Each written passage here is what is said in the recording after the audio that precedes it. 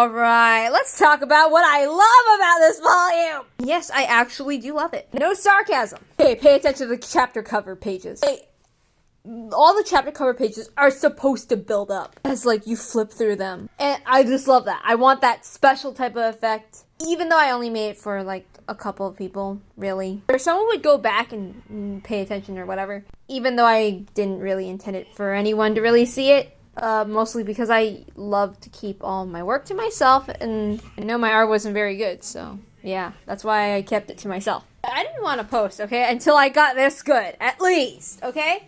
So I waited 10 years. I just love how I give Pearl more characterization. How she actually wants to feel. That she can join in everybody else and not feel alone. Just because of what she feels she is. She couldn't validate herself. So she plots and she goes on her own. Trusting in, you know, the main villain. And if you have been paying attention to my, channel, let's call it that, you would know I've been referencing these scenes quite a bit. Like, there's the moment when she was acting cold to them. There are other characters that scheme to have Pearl reveal her feelings to Raimi and Yoshimo via, like, putting them in danger. Or, you know, pseudo-danger. And then Pearl's outed because everybody realizes that she's trying to separate herself from everybody else and run off and do something stupid. And Yoshimo just, look at that, he's so emotional. He starts realizing that he has feelings for her. Like, this is, like, it's the volume where some of the characters, I want them to have these big revelations and have these big dramatic things happen to them at the end. And they keep running into things that may delay them. They're just chasing after Pearl. And the one thing that I want is that she doesn't feel validated enough.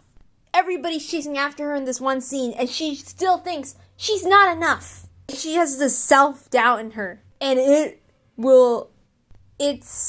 awful for everyone. I'd love to show what happens, but I don't want to spoil it, even though I'm pretty sure I've been spoiling it already. I don't care, I insist. That's why I really, really, really want to get past the beginning stage. The first story of the trilogy. Davis and Nagas, so I can finally get to adapting the second part of the trilogy, which may have legacy at the end.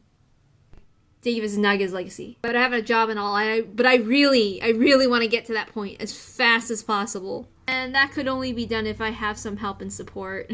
But that's why. I really want to get to that point. It's one of my favorite parts. Like, there are parts where I like to say a lot of silly things, but then there's some things I just like it to be as deeply emotional as possible, or whatever, okay?